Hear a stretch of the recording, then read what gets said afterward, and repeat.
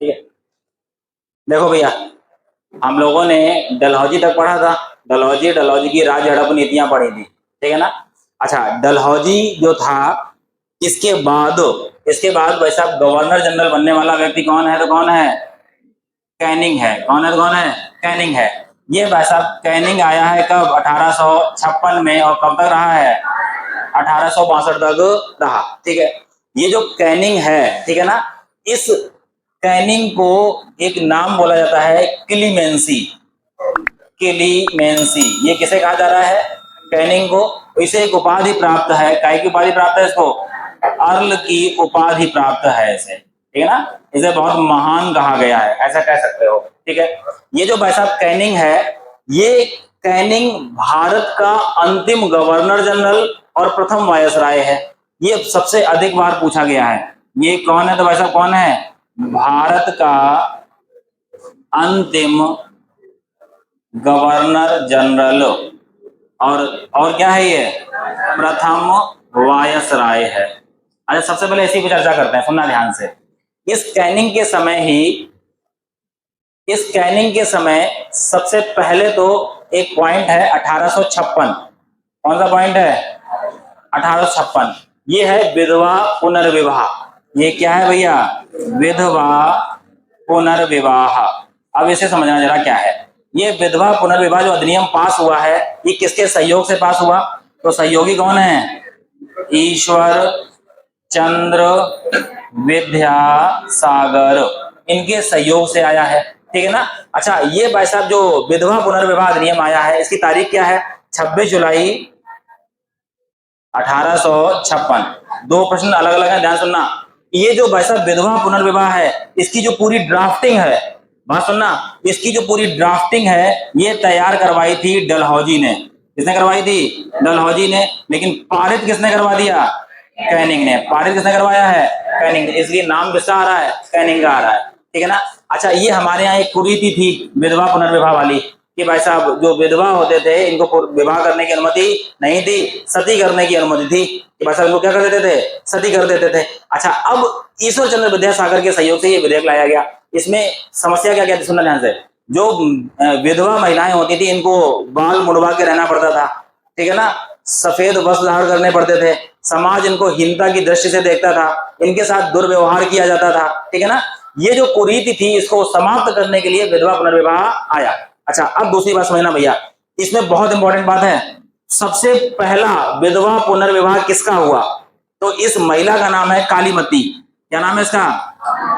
कालीमती नाम है इसका। ये भाई साहब वो महिला है जिसका पहला क्या हुआ है? विधवा पुनर्विवाह हुआ है। ये कब हुआ? ये हुआ है 7 दिसंबर 1858। ये क्या हो रहा है भाई साहब? पहला 1858 नहीं, 1856।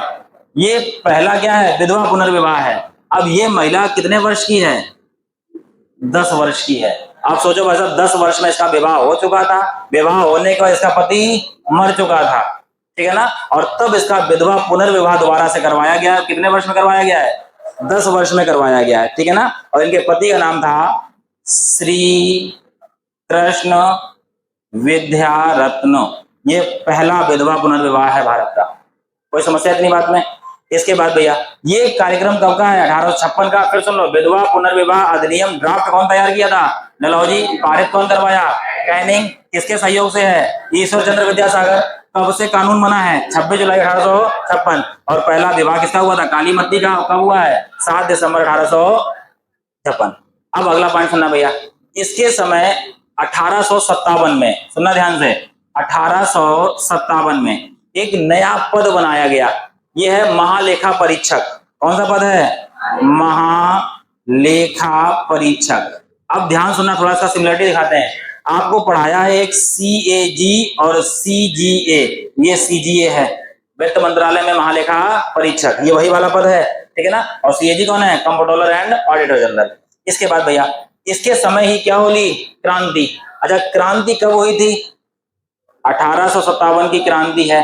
क्रांति कब हुई है? 1857 में। अच्छा, क्रांति के समय भारत का गवर्नर जनरल कौन है?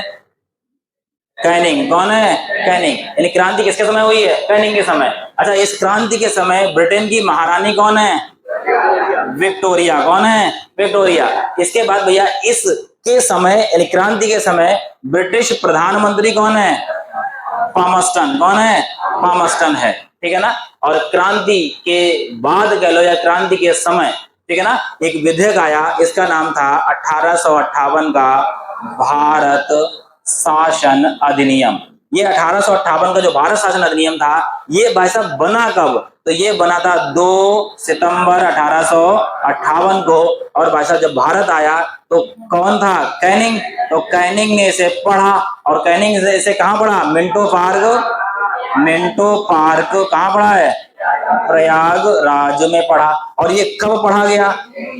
1 नवंबर 1858। अब ध्यान सुनना, फिर से थोड़ा सा अलग अलग करते हैं इसको। सबसे पहले तो भाई साहब ये जो कैनिंग है, ये कैनिंग जो है, ये भाई साहब 1856, ये क्या लिखा है? अंतिम गवर्नर जनरल। तो भाई साहब ये 1856 से लेके तारीख कितनी है? ये 1 नवंबर 1858 तक। कब तक? 1 नवंबर 1858 तक ये क्या रहा? भारत का गवर्नर जनरल। और ये भारत का क्या है? अंतिम गवर्नर जनरल है। अब 1 नवंबर 1858 से लेके और कब तक? 1862 तक ये क्या रहा है? भारत का वायसराय। तो ये भारत का कैसा वायसराय है? पहला वायसराय है। और ये भारत का अंतिम क्या है? गवर्नर जनरल है। कौन से अधिनियम में ऐसा कलाकारी करी गई? 1858 में। ये वही अधिनियम है जिसमें ये कह दिया गया कि भाई साहब अब ब्रिटिश ईस्ट इंडिया कंपनी का जो शासन है, ये क्या किया जाता है? समाप्त किया जाता है। अब भारत डायरेक्ट किसके अधीन होगा? ब्रिटिश क्राउन कह लो, ब्रिटेन का राजा कह लो, या यहाँ पर कहीं कहीं ब्रिटिश संसद भी लिख के आता है। अब भारत डायरेक्ट किसके अधीन हो गया? ब्रिटिश पार्लियामेंट के अधीन हो गया।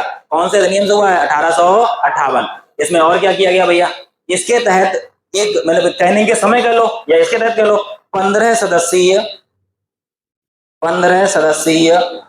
भारत परिषद का क्या किया गया सर? गठन किया गया, ठीक है ना। इसके तहत भैया, इसके तहत और क्या किया गया? ये इन सदस्यों को सैलरी किससे मिल रही थी? इंडियन रेवेन्यू से मिल रही थी। Board of director, board of controller को समाप्त कर दिया गया। ईस्ट इंडिया कंपनी को समाप्त कर दिया गया। अब कह दिया गया कि भाई साहब भारत का मालिक कौन बनेगा? अच्छा, हम इसको इनडायरेक्ट कह सकते हैं कि ये जो विक्टोरिया हैं, इन्हें भारत की साम्राज्ञी घोषित कर दिया गया। इसे विक्टोरिया को भारत की प्रथम साम्राज्ञी, प्रथम साम्राज्ञी। साम्राज्ञी का मतलब है मालकिन। क्या किया गया? घोषित किया गया। तो भारत की पहली साम्राज्ञी कौन बनी है? विक्टोरिया बनी है, महारानी विक्टोरिया। और यही क्रांति के समय थी। इसके बाद भैया, इसके बाद आता है इस अधिनियम के तहत एक नया पद बनाया गया। इस नए पद का नाम था भारत सचिव, या इसी का नाम है राज्य सचिव। और ये बनने वाला पहला व्यक्ति कौन है? स्टैनली। ये बनने वाला पहला व्यक्ति कौन है? स्टैनली है। तो भारत सचिव बनने वाला पहला व्यक्ति कौन था? स्टैनली था, ठीक है ना। अच्छा, फिर सुनना भैया, जैसे कि अभी आप पढ़ोगे मार्ले मिंटो अधिनियम 1907 में आया था। इसमें मार्ले क्या है? भारत सचिव। मिंटो क्या है? वायसराय। जैसे मॉन्टेग्यू चेम्सफोर्ड सुधार अधिनियम, तो मॉन्टेग्यू क्या है? भारत सचिव। और चेम्सफोर्ड क्या है? इसमें वायसराय है। तो ये भारत सचिव या राज्य सचिव का जो पद बनाया गया, इस पद पर बैठने वाला पहला व्यक्ति कौन है? स्टैनली है। कौन है? तो कौन है? स्टैनली है, ठीक है ना। ये पद भाई साहब किसके समय बनाया गया है? कैनिंग के समय बनाया गया, ठीक है ना। इसके बाद भैया, इस कैनिंग के समय जो मुगल बादशाह का पद था, सुनना ध्यान से, कौन सा पद है? मुगल बादशाह। इस पद को क्या कर दिया गया? समाप्त कर दिया गया। और कह दिया गया कि अब कोई जो मुगल का पुत्र है, ठीक है ना, उसे बादशाह नहीं माना जाएगा, नॉर्मल राजकुमार माना जाएगा। तो मुगल भी इनसे क्या थे? नाराज थे। और ये भी क्रांति में पार्टिसिपेट किए थे बाद में, ठीक है ना। इसके बाद भैया, इसके बाद जो डलहौजी था, डलहौजी क्या लेके आया था? राज्य हड़प नीति। यही तो है डॉक्ट्रिन ऑफ लैप्स, राज्य हड़प नीति, व्यापक सिद्धांत। इसने इस नीति को क्या कर दिया? समाप्त कर दिया। क्या कर दिया? समाप्त कर दिया। कौन समाप्त कर रहा है? कैनिंग। कौन कर रहा है? कैनिंग, ठीक है ना। इसके बाद भैया, ये जो व्यक्ति है कैनिंग, इसके समय 1861 का एक अधिनियम और आया है, भारत शासन अधिनियम। किसका? 61 का। इसी के तहत इसने प्रारंभ की है विभागीय प्रणाली। क्या प्रारंभ की है? विभागीय प्रणाली प्रारंभ की। और विभागीय प्रणाली प्रारंभ करने वाला कौन है? कैनिंग है। और ये जो कैनिंग है इसने 1861 में प्रारंभ की और विभागीय प्रणाली के तहत क्या किया इसने? शासन का विकेंद्रीकरण किया। क्या किया है? विकेंद्रीकरण। इसको बोलते हैं डिसेंट्रलाइजेशन ऑफ पावर्स। ये करने वाला कौन है? कैनिंग। अच्छा, केंद्रीकरण कब हुआ था? 1833 में, जब संपूर्ण भारत का गवर्नर जनरल बनाया गया था। किसे बनाया गया था? विलियम बेंटिक को। जब विलियम बेंटिक संपूर्ण भारत का गवर्नर जनरल बना था तब क्या था? शासन का केंद्रीकरण।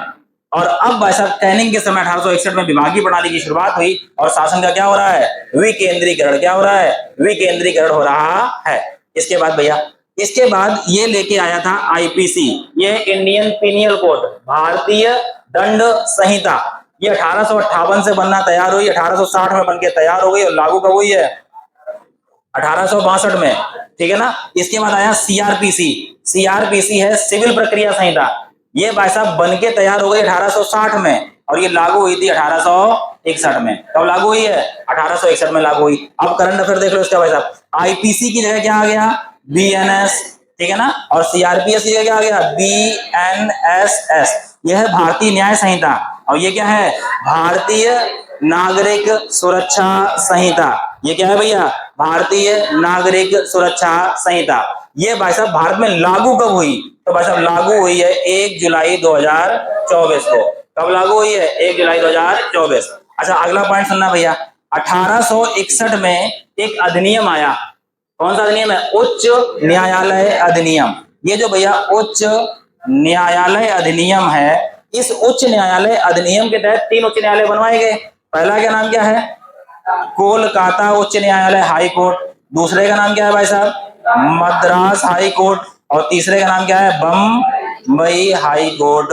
बम्बई हाई कोर्ट आज की डेट में मुंबई हाई कोर्ट है, मद्रास हाई कोर्ट आज की डेट में चेन्नई हाई कोर्ट है और कलकत्ता आज भी क्या है? कलकत्ता उच्च न्यायालय है। ये तीनों कब बने भैया? 1862 में। तीनों कब बने हैं?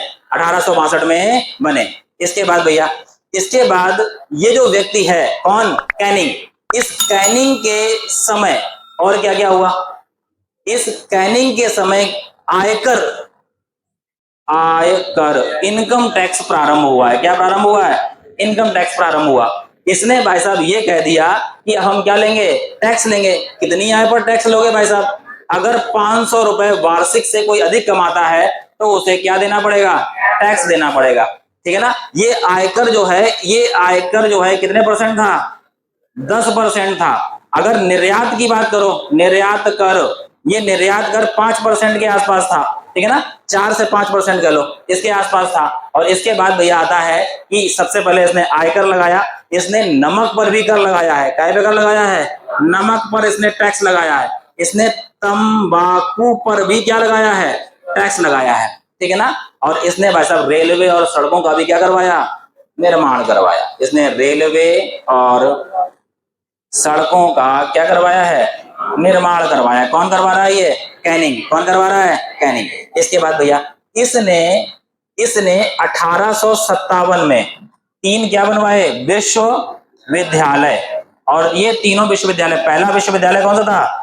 कोलकाता विश्वविद्यालय था। दूसरा कौन सा था? मद्रास का विश्वविद्यालय था। और तीसरा कौन सा था? बम्बई विश्वविद्यालय था। अगला पॉइंट सुनना भैया। इसने और क्या किया? इसने एक अधिनियम लेके आया, ये हिंदू क्या लेके आया? ये हिंदू निर्योग्यता कानून। ये क्या लेके आया? हिंदू निर्योग्यता कानून लेके आया ये। ठीक है ना। और ये जो कानून लेके आया था, इसमें ये कहा गया अगर हिंदू धर्म परिवर्तन करता है, धर्म में क्या जाएगा? ईसाई में। तो अगर कोई व्यक्ति ईसाई बनता है तो ईसाई बनने के बाद भी उसकी पैतृक संपत्ति पर अधिकार बना रहेगा। यही था हिंदू निर्योग्यता कानून। यानी कि अगर आप धर्म परिवर्तन करते हैं उसके बाद भी आपके पिता की संपत्ति पर अधिकार बना रहेगा। ऐसा कानून बनाने वाला कौन है? कैनिंग है। कौन है? कैनिंग है। और इसी के समय भैया 1860 में कौन सा विद्रोह हुआ है? नील विद्रोह हुआ है। कौन सा विद्रोह हुआ है? ये बंगाल वाले क्षेत्र में हुआ है। जब आप पढ़ोगे 1917, वो भी नील विद्रोह है, चंपारण सत्याग्रह, नील सत्याग्रह। ठीक है ना। वो अलग है और ये अलग। ये क्रांति के जस्ट बाद हुआ था। ये कब हुआ था? 1857 क्रांति के बाद हुआ था। ठीक है ना। तो इतनी सारी घटनाएं किसके समय हुई हैं, कैनिंग के समय हुई।